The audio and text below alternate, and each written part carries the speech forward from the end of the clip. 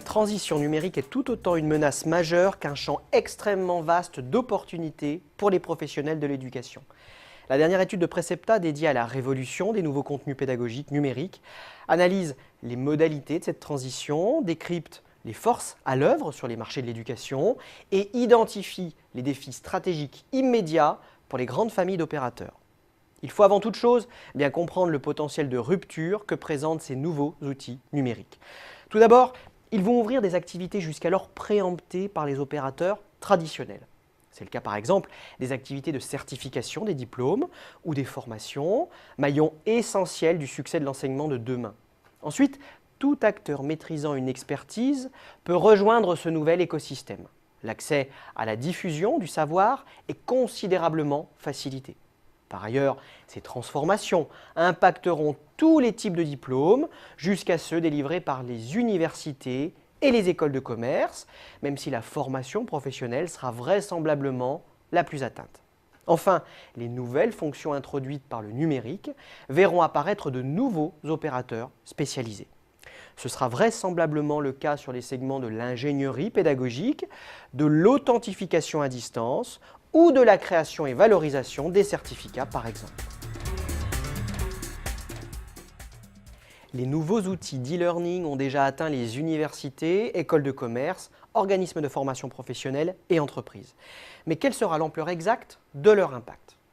Le point nodal de cette question centrale de l'étude, c'est la crédibilité accordée aux certificats délivrés pour le suivi de formations en ligne, qu'il s'agisse de MOOC, ces cours en ligne massifs et ouverts, de SPOC, ces cours en petits groupes fermés, ou de tout autre format susceptible d'apparaître. L'étude aborde 3 scénarios, selon que la crédibilité accordée à ces certificats soit faible, moyenne ou forte. Si elle est plutôt faible, ce qui est la situation actuelle, alors les nouveaux outils numériques auront un impact non négligeable sur la nature de l'offre, sans toutefois rebattre les cartes sur les différents marchés. Si en revanche, ces mêmes outils gagnent en crédibilité, c'est bel et bien tout l'écosystème de l'éducation qui en sera bouleversé. Parmi les conséquences possibles de ce scénario, la migration quasi complète vers des solutions en ligne pour les acteurs de la formation professionnelle, une fragilisation des diplômes actuels de formation continue et un immense mouvement de concentration des universités. Quel que soit le scénario qui émergera, certains enjeux liés à cette transition sont déjà pressants.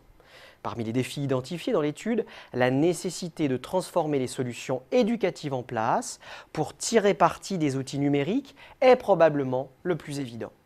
D'autres enjeux, moins apparents, sont pourtant tout aussi pertinents. Les nouveaux contenus pédagogiques numériques sont ainsi un levier encore sous-exploité par les écoles, les universités et les organismes de formation pour attirer à eux d'autres publics. C'est le cas par exemple de l'enseignement supérieur, qui pourrait pourtant y trouver une belle opportunité d'atteindre des régions à fort potentiel, comme l'Afrique francophone, ou encore d'atteindre plus facilement le public de la formation continue.